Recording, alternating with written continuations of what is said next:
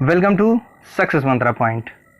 Class first year की mathematics के first chapter sets की पहली दो एक्सरसाइज मतलब कि 1.1 एंड 1.2 कंप्लीट हो गई हैं। आज हम इसकी थर्ड एक्सरसाइज 1.3 पढ़ेंगे। चैप्टर फर्स्ट सेट्स की थर्ड एक्सरसाइज मोस्टली उप समुच्चय पर आधारित है। तो चलिए पहले समझते हैं कि उप समुच्चय क्या होता है। उप समुच्चय की बात करें तो इसे इंग्लिश में सबसेट कहते हैं तथा इसका प्रतीक सी के जैसे आकार का होता है। चलिए देखते हैं कि ये सबसेट होता क्या है। तो मान लेते हैं कि हमारे पास एक कोई समुच्चय ए है जिसके अवयव हैं 1, 2, 3, 4 एंड 5।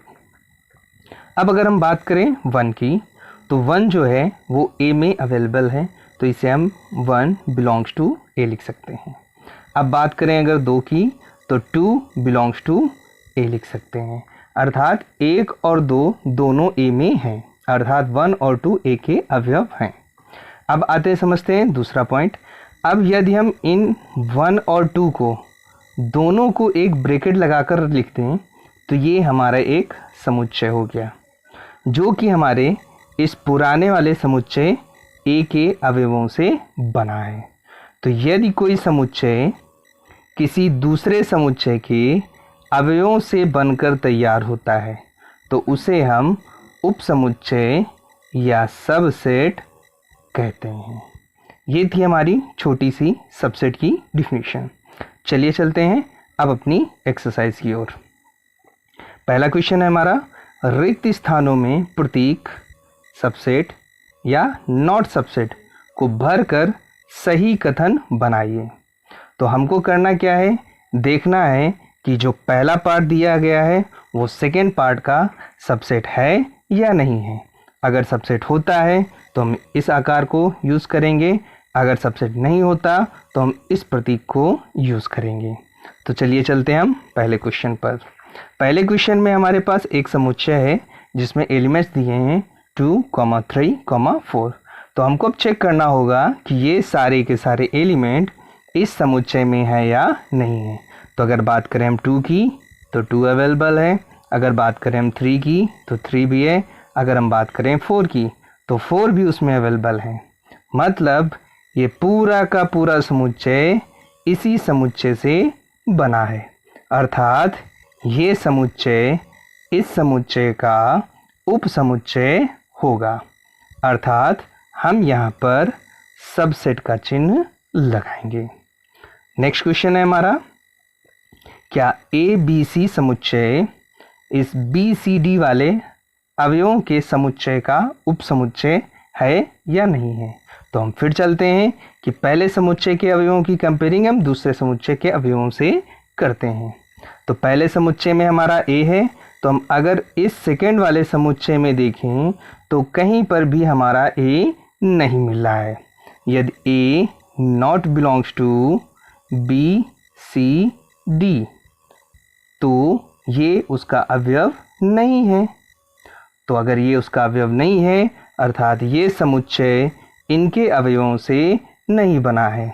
अगर ये नहीं बना है तो पहला वाला समुच्चय दूसरे समुच्चय का उपसमुच्चय नहीं होगा। तो हम इस सेकेंड प्रतीक का उपयोग करेंगे, मतलब A B C not a subset of B C D. चलिए चलते हैं अपने नेक्स्ट क्वेश्चन की ओर। नेक्स्ट क्वेश्चन है हमारे पास कि एक्स सच दैट, एक्स के जो एलिमेंट हैं वो इस प्रकार से हैं कि आपके विद्यालय की कक्षा फर्स्ट ईयर का एक विद्यार्थी है। तो हमारे पास कोई एक ए है जिसके अवयव जो हैं वो क्लास फर्स्ट ईयर के स्टूडेंट्स हैं। देन हमको चेक किस में करना है, एक्स सच दैट आपके विद्यालय का एक विद्यार्थी है। तो अगर हम बात करें किसी स्कूल की तो स्कूल में ही हमारी सारी कक्षाएं अवेलेबल होती हैं, उसी में ये फर्स्ट ईयर क्लास भी होगी। अगर ये फर्स्ट ईयर क्लास है तो उसका जो विद्यार्थी है वो भी इसी स्कूल का होगा, अर्थात हम कह सकते हैं कि क्लास फर्स्ट ईयर का विद्यार्थी वो उस विद्यालय का भी विद्यार्थी होगा। अगर ये हमारे इस विद्यालय से ही निकले हैं तो ये पहला वाला हमारा समुच्चय इस दूसरे वाले समुच्चय का उपसमुच्चय होगा। तो हम कह सकते हैं कि फर्स्ट पार्ट हमारे सेकेंड पार्ट का उपसमुच्चय है। तो यहाँ पर हम सबसेट का साइन यूज़ करेंगे। नेक्स्ट क्वेश्चन है हमारा x सच दैट x जो है वो किसी समतल में स्थित एक वृत्त है। अर्थात हमारे पास कोई समतल है, उसमें एक वृत्त हम खींच लेते हैं। सेकेंड समुच्चय है हमारे पास एक समान समतल में, अर्थात पहला वाला समतल और बाद वाला समतल दोनों सेम है, में एक वृत्त खींचा गया है। एक और खींच लेते हैं जिसकी त्रिज्या 1 सेंटीमीटर है या 1 इकाई है। तो इसकी लिमिटेशन दे रखी है कि ये 1 सेंटीमीटर होगा, बट पहले वाले समुच्चय में ऐसा कुछ नहीं कहा गया है। तो इसकी त्रिज्या 1 सेंटीमीटर भी हो सकती है, 2 भी हो सकती है, 3 भी हो सकती है।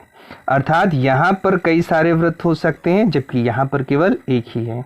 तो अगर एक यूनिट होती तो ये उसका समुच्चय हो जाता, बट यहाँ पर लिमिटेशन ना देने के कारण ये 2 सेंटीमीटर और 3 सेंटीमीटर वाला इस समुच्चय से हमको नहीं मिल पाएगा। अगर ये हमको नहीं मिल पाएगा, अर्थात पहला वाला समुच्चय दूसरे समुच्चय का उपसमुच्चय नहीं होगा। दैट मीन्स ये हमारा सबसेट नहीं होगा। नेक्स्ट क्वेश्चन, किसी समतल में स्थित एक त्रिभुज। तो अब अगर हम बात करें त्रिभुज की, 3 भुजाओं वाला एक चित्र हमारा त्रिभुज कहलाता है। दूसरा समुच्चय हमारे पास किसी समतल में स्थित एक आयत। तो अगर आयत की बात करें, 4 भुजाओं से घिरा हुआ कोई भी क्षेत्र हमारा आयत कहलाता है, जबकि उसके आमने सामने की भुजाएं बराबर और समांतर होनी चाहिए। तो अगर हम बात करें त्रिभुज और इस आयत की, तो इन दोनों में कोई भी सिमिलरिटी नहीं है। तो हम कह सकते हैं कि हमारा पहला वाला समुच्चय दूसरे वाले समुच्चय से कुछ भी समानता नहीं रखता है। अगर इनमें कोई समानता नहीं पाई जाती है तो पहला समुच्चय इस दूसरे समुच्चय का सबसेट नहीं होगा। तो यहाँ पर हम नॉट सबसेट का प्रतीक लगाएंगे।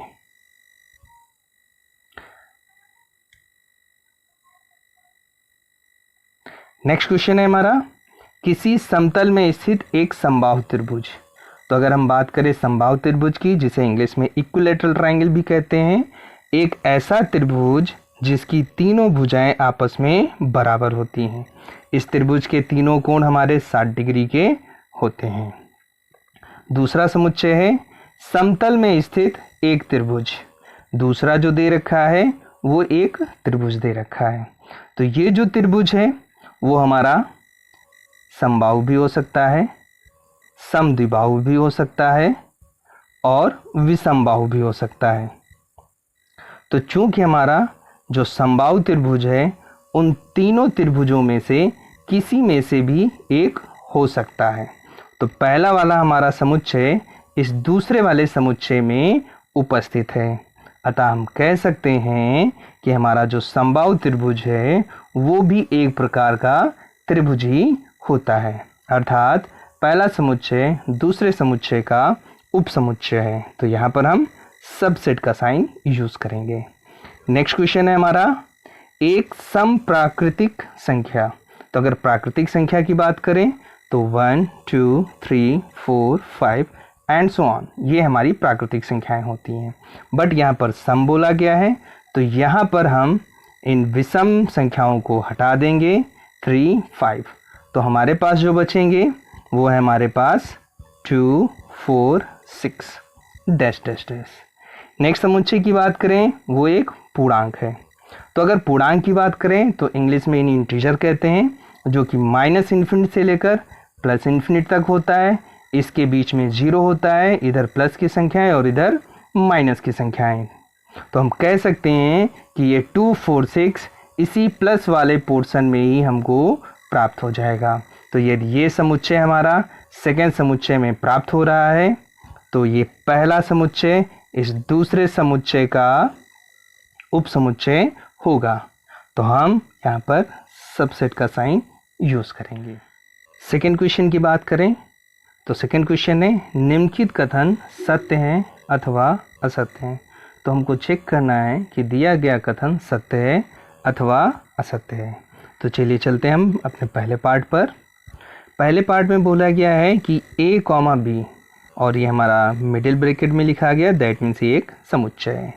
क्या बी सी ए अवयव वाले समुच्चय का उपसमुच्चय है या नहीं है? तो साइन के अकॉर्डिंग ये बोला गया है कि ये इसका उपसमुच्चय नहीं है।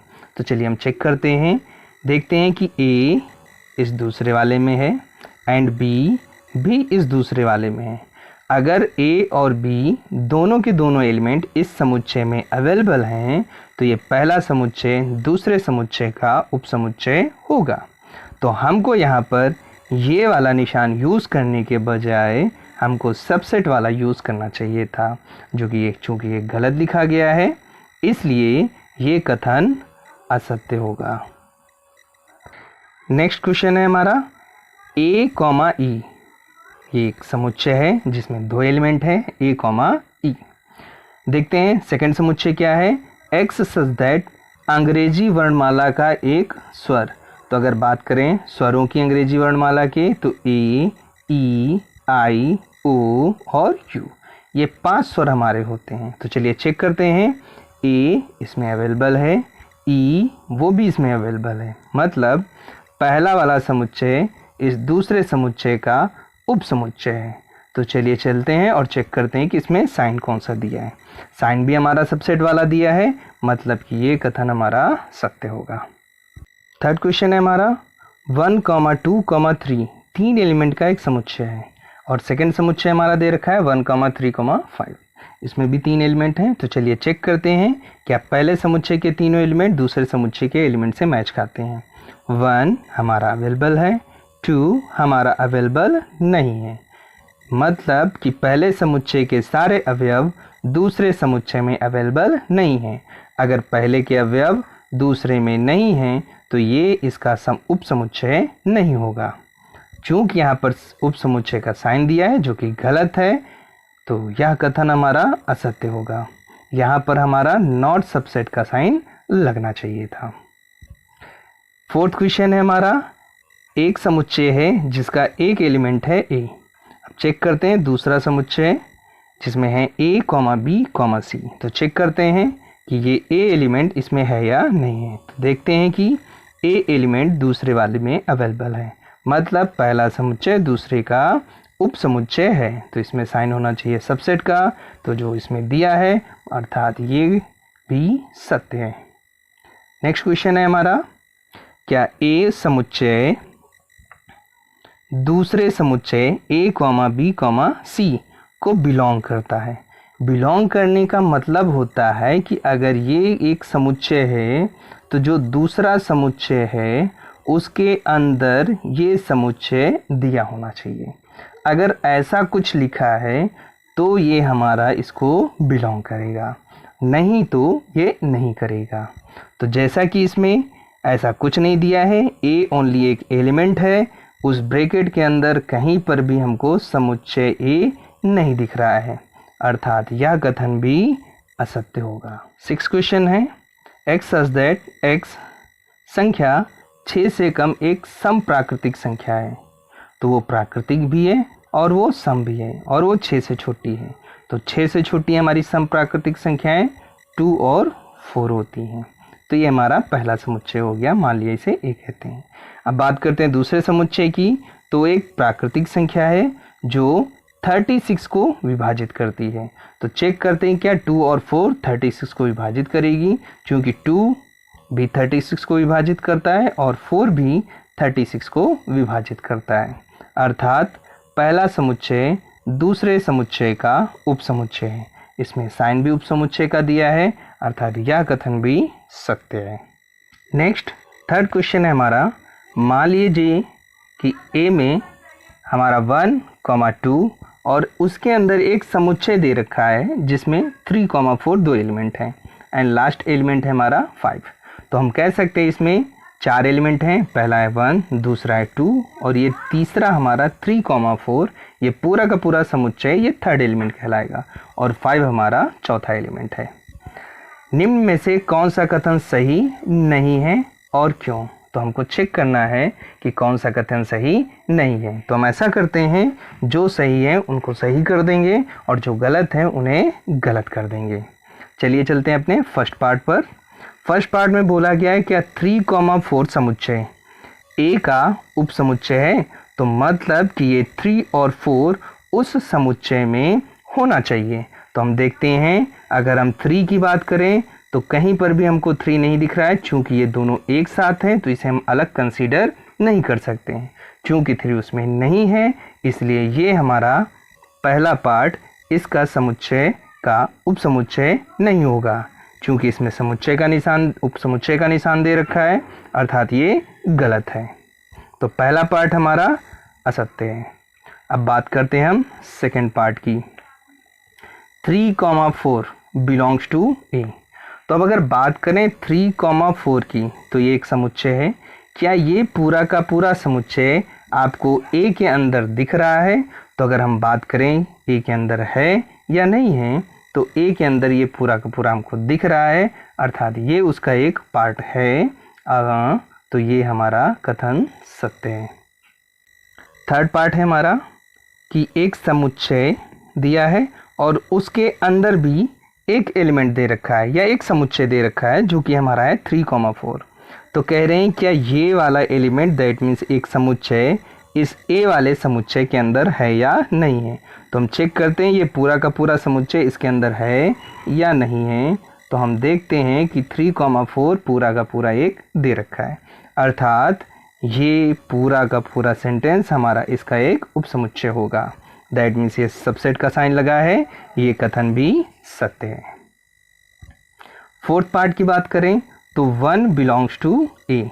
क्या 1 ए को बिलोंग करता है? तो हाँ, 1 ए उस समुच्चय में दे रखा है। दैट मीन्स ये कथन भी हमारा सत्य है। फिफ्थ पार्ट की तरफ बढ़ते हैं। तो बोला गया है 1 सबसेट। तो सबसेट्स के लिए पहली कंडीशन होनी चाहिए कि इस 1 को ब्रैकेट के अंदर लिखना चाहिए था। तो ये ब्रैकेट के अंदर नहीं लिखा है, दैट मीन्स ये समुच्चय है ही नहीं। अगर ये समुच्चय नहीं है तो ये साइन भी हमारा गलत लगा है। दैट मीन्स ये कथन भी हमारा असत्य है। सिक्स पार्ट है हमारा 1, 2, 5 का एक समुच्चय है और चेक करना है क्या ये ए का उप समुच्चय है या नहीं है। तो हमको देखना होगा कि ये 1, 2, 5 इस उप समुच्चय में है या नहीं है। तो 1 अवेलेबल है, 2 अवेलेबल है और 5 भी है। दैट मीन्स ये तीनों एलिमेंट हमको उसमें मिल गए, इसलिए ये कथन भी हमारा सत्य है। नेक्स्ट पार्ट 1, 2, 5 बिलोंग्स का निशान लग गया, मतलब ये पूरा का पूरा as it is part A में होना चाहिए। तो देखते हैं क्या ये पूरा समुच्चय उसमें अवेलेबल है। तो ए में ये 1, 2, 5 अलग अलग एलिमेंट दिए हैं, समुच्चय के रूप में नहीं लिखे गए हैं। दैट मीन्स ये इसे बिलोंग नहीं करेगा। दैट मीन्स ये कथन भी असत्य है। नेक्स्ट पार्ट की बात करें हम 1, 2, 3 का एक समुच्चय है और चेक करना है क्या ये उप समुच्चय है ए का। इसका मतलब है कि 1, 2, 3 ये तीनों एलिमेंट ए में होने चाहिए। तो चेक करते हैं, 1 अवेलेबल है, 2 अवेलेबल है, बट अगर बात करें 3 की तो 3 वहाँ पर सिंगल नहीं लिखा है, वो 4 के साथ में है, जो कि एक समुच्चय है, सिंगल एलिमेंट नहीं है। दैट मीन्स ये इसका सबसेट नहीं हो सकता। तो ये कथन भी हमारा असत्य होगा। नेक्स्ट पार्ट है हमारा कि 5। जैसा कि हमने पहले वीडियो में बताया था कि 5 एक रिक्त समुच्चय होता है, जो कि हर समुच्चय का उप समुच्चय होता है। बट यहाँ पर जो साइन दिया गया है वो बिलोंग्स का दिया है। दैट मीन्स ये 5 ए में दिखना चाहिए या ए में होना चाहिए। तो 5 को अगर ए में ढूंढते हैं तो इसमें कहीं पर भी नहीं है। दैट मीन्स ये कथन भी हमारा असत्य है। 10th क्वेश्चन हमारा 5 क्या ये रिक्त समुच्चय उप समुच्चय है ए का। तो जैसा कि हमने पहले भी अभी बताया है कि 5 जो होता है अर्थात रिक्त समुच्चय हर एक समुच्चय का उप समुच्चय होता है। दैट मीन्स ये कथन सत्य है। हम नेक्स्ट बात करते हैं कि 5 इसको ब्रैकेट्स में लिख दिया गया है। दैट मीन्स ये एक समुच्चय बन गया जिसका एक एलिमेंट है 5। तो क्या देखना है हमको कि ये समुच्चय जिसका एलिमेंट है 5 वो ए में है या नहीं है। तो हमको चेक करना हो गया क्या 5 ए में है या नहीं है। चूंकि 5 ए में नहीं है दैट मीन्स ये इसका सबसेट नहीं होगा, अर्थात ये कथन भी असत्य होगा। फोर्थ क्वेश्चन है हमारा, निम्नलिखित समुच्चयों के सभी उप समुच्चय लिखिए। तो अगर बात करें हम उप समुच्चयों की, तो उप समुच्चय निकालने के लिए एक फार्मूला होता है जो कि होता है 2 की पावर n, अर्थात जहां पर n हमारे समुच्चय के अवयवों की संख्या को डिनोट करता है। तो चलिए चेक करते हैं कि किसके कितने उप समुच्चय होंगे और कौन कौन से।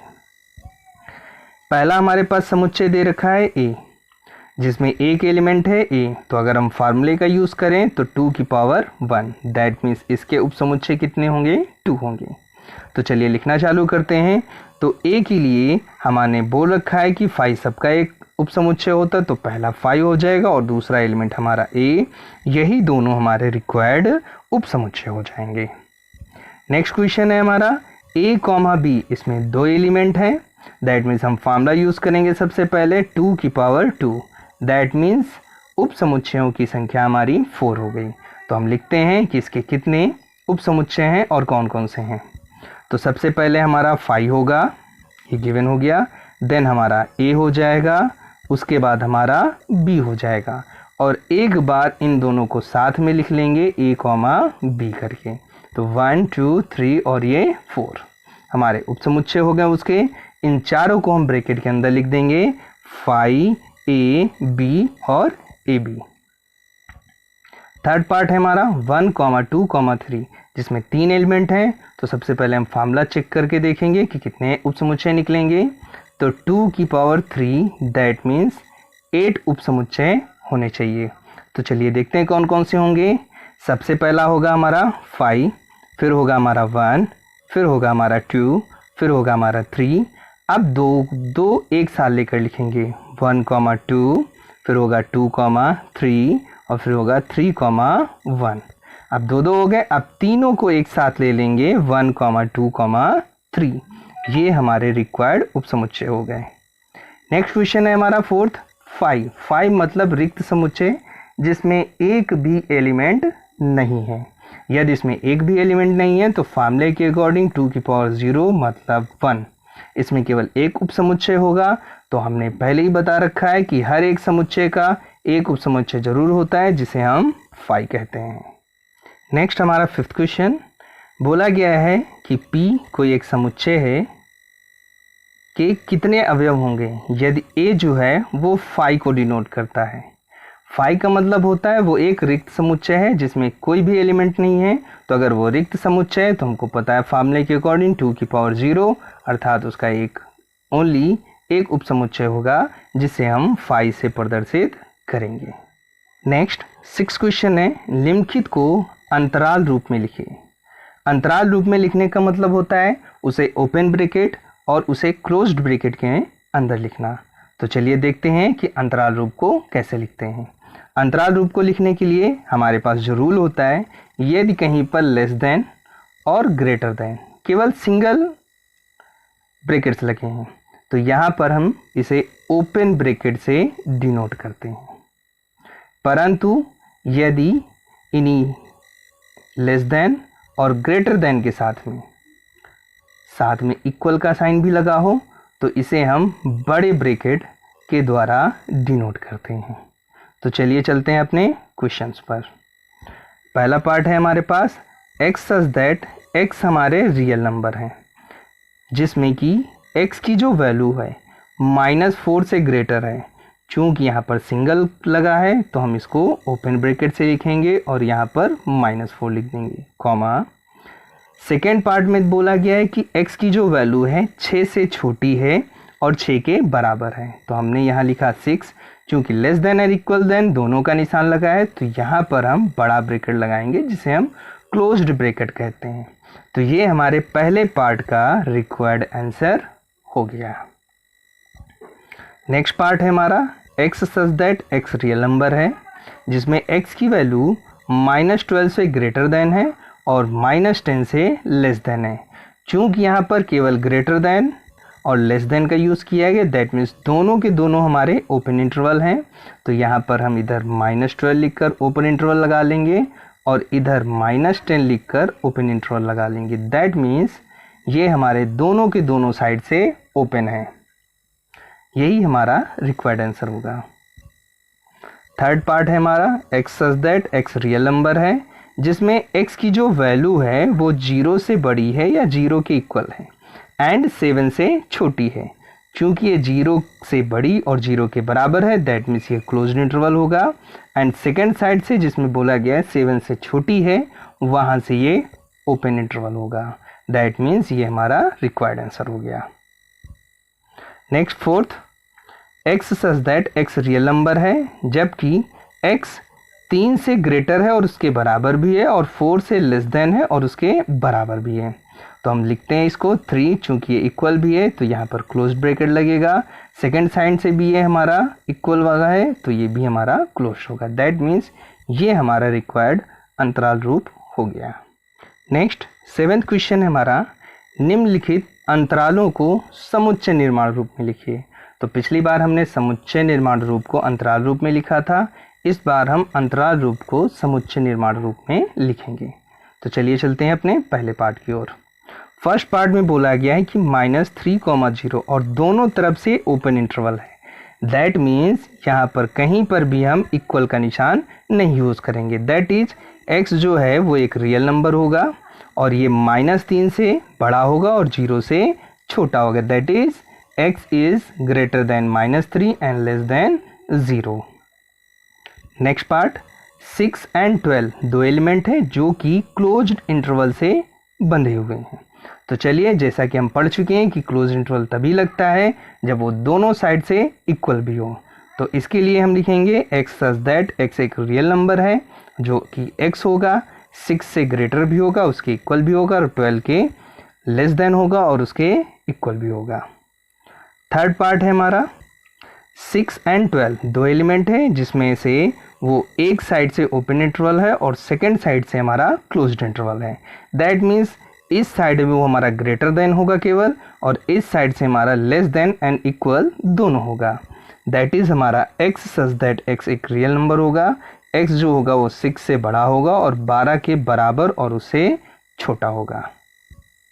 फोर्थ पार्ट है हमारा, एक समुच्चय है जिसमें -23 और 5 दो एलिमेंट है और दोनों साइड से ये क्लोज्ड है। अगर दोनों साइड से क्लोज्ड है दैट मीन्स ये -23 से बड़ा और इक्वल होगा और 5 से छोटा और इक्वल होगा। That means x such that x एक रियल नंबर होगा एंड साथ ही साथ जो x की वैल्यू होगी वो -23 से बड़ी होगी और उसके इक्वल भी होगी और हमारी 5 से छोटी और उसके इक्वल होगी। नेक्स्ट 8th क्वेश्चन है हमारा, निम्नलिखित में से प्रत्येक के लिए आप कौन सा सार्वत्रिक समुच्चय प्रस्तावित करेंगे। अब पहले बात करते हैं कि सार्वत्रिक समुच्चय क्या होता है। सार्वत्रिक का मतलब होता है यूनिवर्सल। यूनिवर्सल का मतलब होता है पूरा विश्व या पूरा का पूरा संसार, अर्थात समुच्चयों का पूरा एक संसार हमारा यूनिवर्सल कहलाता है या सार्वत्रिक कहलाता है। इसे हम कैपिटल U से प्रदर्शित करते हैं जिसे हम यूनियन कहते हैं, जिसे हम यूनियन कहते हैं। तो चलिए देखते हैं हम। पहला बोला गया है हमारे पास पहले पार्ट में समकोण त्रिभुजों का एक समुच्चय है। तो समकोण त्रिभुज वो होता है जिसमें एक कोण 90 डिग्री होता है जो पाइथागोरस प्रमेय पर आधारित है। सेकेंड है हमारा समद्विबाहु त्रिभुजों का समुच्चय। समद्विबाहु त्रिभुज एक ऐसा त्रिभुज जिसकी दो भुजाएं बराबर और तीसरी बराबर नहीं होती है। चूँकि ये दोनों के दोनों हमारे त्रिभुज ही हैं, तो अगर हम इसका एक यूनिवर्सल बनाना चाहते हैं तो हम बोल सकते हैं कि इन दोनों को मिलाकर हम एक त्रिभुज का समुच्चय बना लेते हैं। अर्थात इन दोनों के लिए एक सार्वत्रिक समुच्चय x सच दैट समतल में स्थित एक त्रिभुज। अब वो हमारा समकोण भी हो सकता है और वो समद्विबाहु भी हो सकता है। नेक्स्ट 9th क्वेश्चन है हमारा, A एक समुच्चय जिसके अंतर्गत 1, 3, 5 तीन एलिमेंट है। दूसरा समुच्चय B जिसमें 2, 4, 6 एलिमेंट है। एंड सी समुच्चय जिसके एलिमेंट्स हैं 0, 2, 4, 6, 8, ये इनमें दिए गए हैं। इन तीनों समुच्चयों ए, बी और सी के लिए निम्नलिखित में से कौन सा सार्वत्रिक समुच्चय लिया जा सकता है, अर्थात अगर हम इन तीनों को आपस में मिला दें तो कौन सा हमारा समुच्चय बनकर तैयार होगा इन चारों में से, उसको हमको फाइंड करना है। तो ढूंढने से अच्छा है कि हम उसको क्रिएट कर लेते हैं। इन तीनों समुच्चयों में से हम असेंडिंग ऑर्डर्स में नंबर को लिखेंगे। तो सबसे पहले मिलता है हमको 0, फिर मिलता है हमको 1, फिर मिलता है हमको 2, फिर मिलता है हमको 3, फिर मिलता है हमको 4, फिर मिलता है हमको 5, नेक्स्ट हमारा 6 एंड नेक्स्ट हमारा 8। अगर ये एलिमेंट जिस भी समुच्चय में होंगे वही हमारा रिक्वायर्ड आंसर होगा। तो चलिए चेक करते हैं हम। 8 देखते हैं किस में है, पहले वाले में भी नहीं है, दूसरे में भी नहीं है, तीसरे में है लेकिन उसमें जो 10 है वो हमारे पास नहीं है, तो ये भी नहीं होगा।